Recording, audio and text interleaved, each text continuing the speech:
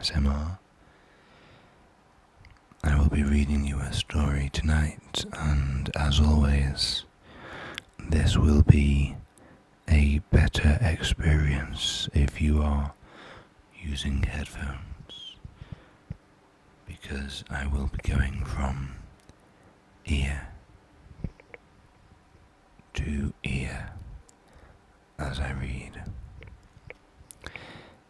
This is the Children of Loki, part of a book about the Norse myths. This particular version is written by Neil Gaiman, who is an excellent author. I will be reading an excerpt from this story. Hopefully you will find it very relaxing. Loki was handsome, and he knew it. People wanted to like him, they wanted to believe him, but he was undependable and self-centered at best, mischievous or evil at worst. He married a woman named Sigyn, who had been happy and beautiful when Loki courted and married her, but now always looked like she was expecting bad news. She bore him a son, Narfi, and shortly afterwards another son, Vali. Sometimes Loki would vanish for long periods and not return, and then Sigyn would look like she was expecting the very worst news of all. But always Loki would come back to her, looking shifty and guilty, and also as if he were very proud of himself indeed. 3 times he went away. 3 times he eventually returned. The 3rd time Loki returned to Asgard, Odin called Loki to him. "I have dreamed a dream," said the wise old one-eyed god. "You have children. I have a son, Narfi, a good boy, although I must confess that he does not always listen to his father, and another son, Vali, obedient and restrained." "Not them. You have 3 other children, Loki. You have been sneaking off to spend your days and your nights in the land of the frost giants with Angerboda the giantess, and she has borne you 3 children. I have seen them in the eye of my mind as I sleep, and my visions tell me that they will be the greatest foes of the gods in the time that is to come." Loki said nothing. He tried to look ashamed and succeeded simply in looking pleased with himself.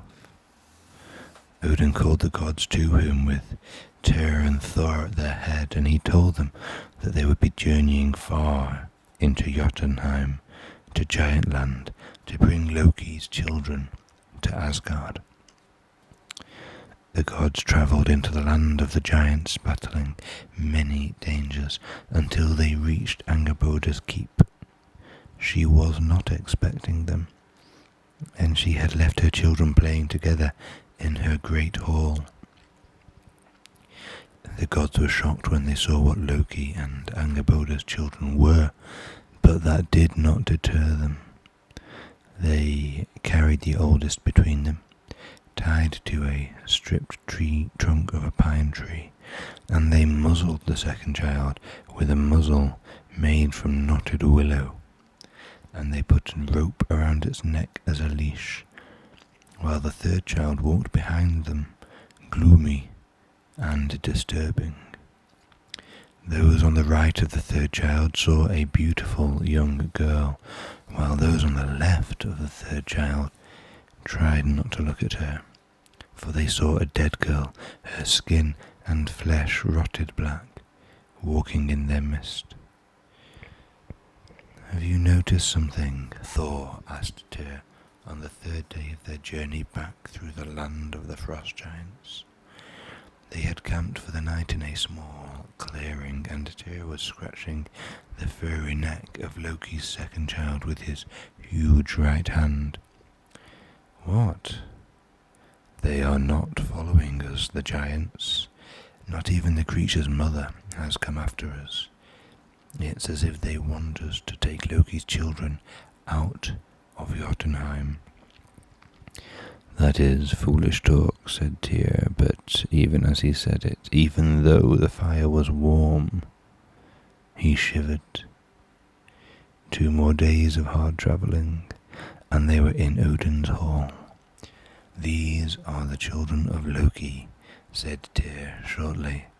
The first of Loki's children was tied to a pine tree and was now longer than the pine tree it had been tied to. It was called Jormungandr, and it was a serpent. It has grown many feet in the days we have carried it back, said Tyr. Thor said, careful. It can spit burning black venom. It spat its poison at me, but it missed. That's why we tied its head to the tree like that. It is a child, said Odin. It is still growing. We will send it where it can harm nobody. Odin took the serpent to the shore of the sea that lies beyond all lands, the sea that circles Midgard. And there on the shore he freed Jormungandr and watched it slither and slip beneath the waves and swim away in loops and curls. Odin watched it with his one eye until it was lost on the horizon, and he wondered if he had done the right thing. He did not know. He had done as his dreams had told him, but dreams know more than they reveal, even to the wisest of the gods. The serpent would grow beneath the grey waters of the world ocean, grow until it encircled the earth. Folk would call Jormungandr the Midgard serpent. Odin returned to the great hall, and he ordered Loki's daughter to step forward. He stared at the girl. On the right side of her face, her cheek was pink and white. Her eye was the green of Loki's eyes. Her lips were full and carmine. On the left side of her face, the skin was blotched and striated, swollen in the bruises of death. Her sightless eye rotted and pale. Her lipless mouth wizened and stretched over skull-brown teeth. What do they call you, girl? Asked the All-Father. They call me Hel, she said. If it pleases you, All-Father. You are a polite child, said Odin. I'll give you that. Hel said nothing, only looked at him with her single green eye, sharp as an ice chip, and her pallid eye dull and spoiled and dead, and he saw no fear in her. Are you alive? He asked the girl, or are you a corpse? I am only myself, Hel, daughter of Angerboda and of Loki, she said, and I like the dead best of all. They are simple things, and they talk to me with respect. The living look at me with revulsion. Odin contemplated the girl, and he remembered his dreams. Then Odin said, This child will be the ruler of the deepest of the dark places, the ruler of the dead of all 9 worlds. She will be the queen of those poor souls who die in unworthy ways, of disease or of old age, of accidents or in childbirth. Warriors who die in battle will always come to us here in Valhalla, but the dead who die in other ways will be her folk, to attend her in her darkness. For the first time since she had been taken from her mother, the girl, Hel, smiled with half a mouth. Odin took Hel down to the lightless world, and he showed her the immense hall in which she would receive her subjects, and watched as she named her possessions. I will call my bowl Hunger, said Hel. She picked up a knife. This is called Famine, and my bed is called Sickbed. That was 2 of Loki's children with Angerboda dealt with then, 1 in the ocean, 1 to the darkness beneath the earth. But what to do with the third? When they had brought the third and smallest of Loki's children back from the land of the giants, it had been puppy-sized, and Tyr had scratched its neck and its head and played with it, removing its willow muzzle first. It was a wolf cub, grey and black, with eyes the colour of dark amber. The wolf cub ate its meat raw, but it spoke as a man would speak, in the language of men and the gods, and it was proud. The little beast was called Fenrir. It, too, was growing fast. One day it was the size of a wolf, the next the size of a cave bear, then the size of a great elk. The gods were intimidated by it, all except Tyr. He still played with it and romped with it, and he alone fed the wolf its meat each day. And each day the beast ate more than the day before, and each day it grew, and it became fiercer and stronger. Odin watched the wolf child grow with foreboding, for in his dreams the wolf had been there at the end of everything.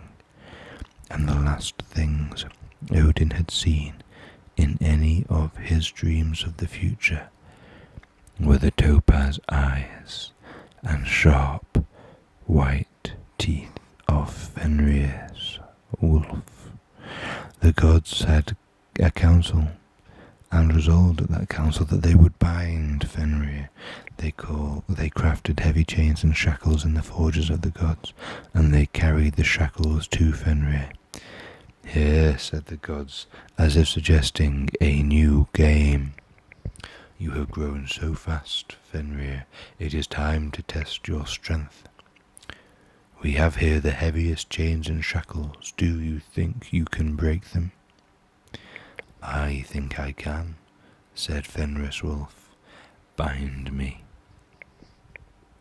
The gods wrapped the huge chains around Fenrir and shackled his paws. He waited motionless while they did this. The gods smiled at each other as they chained the enormous wolf. "Now," shouted Thor. Fenrir strained and stretched the muscles of his legs, and the chains snapped like dry twigs. The great wolf howled to the moon, a howl of triumph and joy. "I broke your chains," he said. "Do not forget this." "We will not forget," said the gods. The next day Tyr went to take the wolf his meat. "I broke the feathers," said Fenrir. "I broke them easily." "You did," said Tyr. "Do you think they will test me again? I grow and I grow stronger with every day." "They will test you again, I would wager my right hand on it," said Tyr. The wolf was still growing, and the gods were in the smithies forging a new set of chains. Each link in the chains was too heavy for a normal man to lift. The metal of the chains was the strongest metal that the gods could find, iron from the earth mixed with iron that had fallen from the sky. They called these chains Dromi. The gods hauled the chains to where Fenrir slept. The wolf opened his eyes. "Again?" he said. "If you can escape from these chains," said the god, "then your renown and your strength will be known to all the worlds. Glory will be yours. If chains like this cannot hold you, then your strength will be greater than that of any of the gods or the giants." Fenrir nodded at this and looked at the chains called Dromi, bigger than any chains had ever been, stronger than the strongest of bombs. "There is no glory without danger," said the wolf after some moments. "I believe I can break these bindings. Chain me up." They chained him. The great wolf stretched and strained, but the chains held. The gods looked at each other, and there was the beginning of triumph in their eyes, but now the huge wolf began to twist and to writhe, to kick out his legs and strain in every muscle and every sinew. His eyes flashed and his teeth flashed and his jaw foamed. He growled as he writhed. He struggled with all his might. The gods moved back involuntarily, and it was good that they did so, for the chains fractured and then broke with such violence that the pieces were thrown far into the air, and for years to come the gods would find lumps of shattered shackles embedded in the sides of huge trees or the sides of the mountain. Yes, shouted Fenrir, and howled his victory like wolf and like a man. The gods who have watched the struggle did not seem, the wolf observed, to delight in his victory, not even tear. Fenrir, Loki's child, brooded on this and on other matters, and Fenrir's wolf grew hunger and huger and hungrier with each day that passed. Odin brooded, and he pondered, and he thought. All the wisdom of Mimir's well was his, and the wisdom he had gained from hanging from the world tree, a sacrifice unto himself.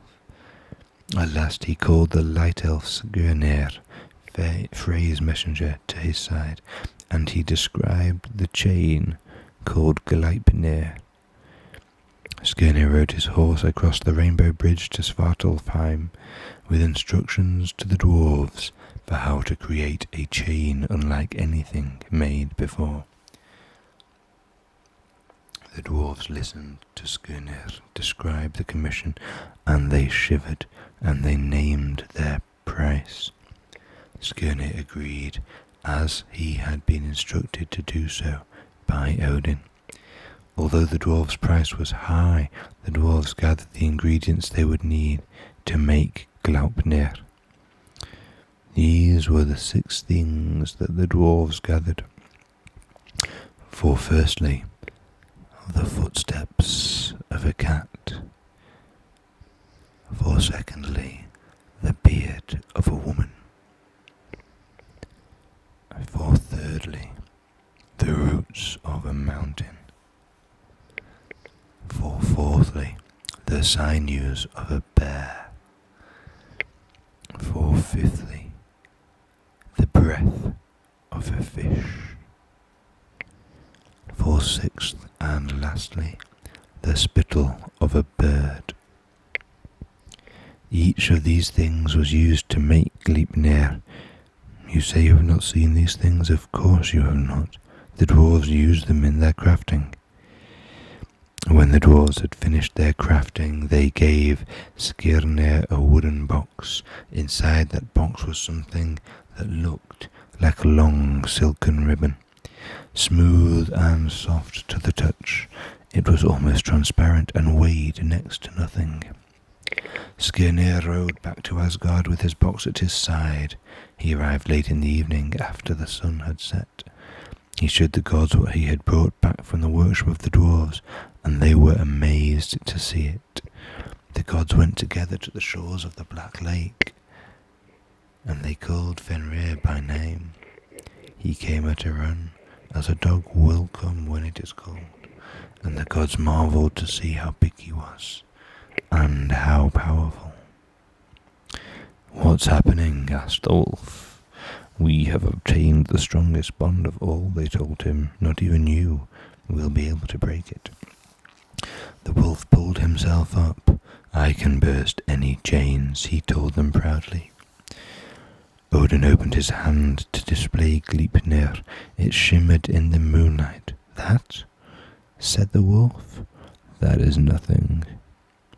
The gods pulled on it to show him how strong it was. "We cannot break it," they told him. The wolf squinted at the silken band that they held between them, glimmering like a snail's trail or the moonlight on the waves, and he turned away uninterested. "No," he said. "Bring me real chains, real fetters, heavy ones, huge ones, and let me show my strength." "This is Gleipnir," said Odin. "It is stronger than any chains or fetters. Are you scared, Fenrir? Scared? No, not at all. But what happens if I break this ribbon like this? Do you think I will get renown and fame? The people will gather together and say, do you know how strong and powerful Fenris Wolf is? He is so powerful he broke a silken ribbon. There will be no glory for me in breaking Gleipnir. You are scared, said Odin. The great beast sniffed the air. I sense treachery and trickery, said the wolf, his amber eyes flashing in the moonlight, and although I think your Gleipnir may only be a ribbon, I will not consent to be tied up by it. You who broke the strongest, biggest chains there ever were, you are scared by this band, said Thor. I am scared of nothing, growled the wolf. I think it is rather that you little creatures are scared of me. Odin scratched his bearded chin. You are not stupid, Fenrir. There is no treachery here. But I understand your reluctance. It would take a brave warrior to consent to be tied up with bonds he could not break. I assure you, as the father of the gods, that if you cannot break a band like this, a veritable silken ribbon, as you say, then we the gods will have no reason to be afraid of you, and we will set you free and let you go on your way. A long growl from the wolf. You lie, all father. You lie in the way that some folk breathe. If you would tie me up in bonds I could not escape from, then I do not believe you would free me. I think you would leave me here. I think you plan to abandon me and betray me. I do not consent to have that ribbon placed upon me. Fine words and braver words, said Odin. Words to cover your fear at being proved a coward. Fenris Wolf. You are afraid to be tied with this silken ribbon. No need for more explanations. The wolf's tongue lolled from his mouth, and he laughed then, showing sharp teeth, each the size of a man's arm. Rather than question my courage, I challenge you to prove there is no treachery planned. You can tie me up if one of you will place his hand in my mouth. I will gently close my teeth upon it, but I will not bite down. If there is no treachery afoot, I will open my mouth when I have escaped the ribbon, or when you have freed me, and his hand will be unharmed. There, I swear, if I have a hand in my mouth, you can tie me with your ribbons. So whose hand will it be? Well, the gods looked at each other. Baldur looked at Thor, Heimdall looked at Odin, Honir looked at Frey, but none of them made a move. Then Tyr, Odin's son, sighed and stepped forward and raised his right hand. I will put my hand in your mouth, Fenrir, said Tyr. Fenrir lay on his side, and Tyr put his right hand into Fenrir's mouth, just as he had done when Fenrir was a puppy and they had played together. Fenrir closed his teeth gently until they held Tyr's hand at the wrist without breaking the skin, and he closed his eyes. The gods bound him with Gleipnir. A shimmering snail's trail wrapped the enormous wolf, tying his legs, rendering him immobile. There, said Odin. Now, Fenris Wolf, break your bonds. Show us all how powerful you are. The wolf stretched and struggled. It pushed and strained every nerve and every muscle to snap the ribbon that bound it. But with every struggle the task seemed harder, and with every strain the glimmering ribbon became stronger. At first the gods sniggered, then the gods chuckled.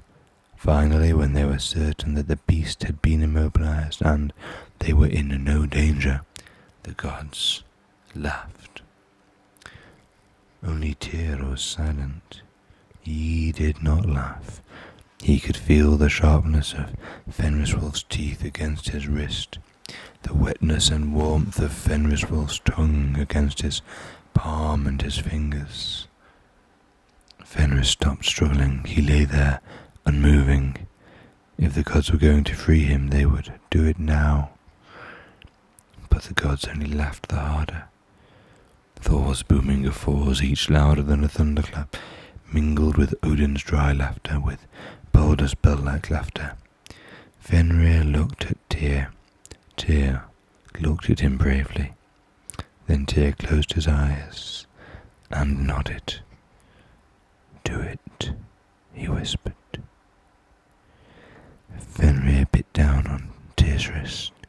Tyr made no sound. He simply wrapped his left hand around the stump of his right and squeezed it as hard as he could to slow the spurt of blood to an ooze. Fenrir watched the gods take one end of Gleipnir and thread it through a stone as big as a mountain and fasten it under the ground. Then he watched as they took another rock and used it to hammer the stone deeper into the ground, deeper than the deepest ocean. "Treacherous Odin," called the wolf, "if you had not lied to me, I would have been a friend to the gods, but your fear has betrayed you. I will kill you, father of the gods. I will wait until the end of all things, and I will eat the sun, and I will eat the moon, but I will take the most pleasure in killing you." The gods were careful not to get within reach of Fenrir's jaws, but as they were driving the rock deeper, Fenrir twisted and snapped at them. The god nearest him, with presence of mind, thrust his sword into the roof of Fenris Wolf's mouth. The hilt of the great sword jammed in the wolf's lower jaw, wedging the jaw open and preventing it from ever closing. The wolf growled inarticulately, and saliva poured from its mouth, forming a river. If you did not know it was a wolf, you might have thought it a small mountain with a river flowing from a cave mouth. The gods left that place where the river of saliva flowed down into the dark lake, and they did not speak. But once they were far enough away, they laughed some more and clapped each other on the back and smiled the huge smiles of those who believe they have done something very clever indeed. Tyr did not smile, and he did not laugh. He bound the stump of his wrist tightly with cloth, and he walked beside the gods back to Asgard, and he kept his own counsel. These then were the children of Loki.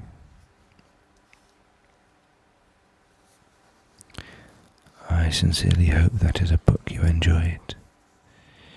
There is a passage from it, and if you are into your Norse mythology, I would heartily advise giving it a go. It's the Neil Gaiman Norse Mythology book.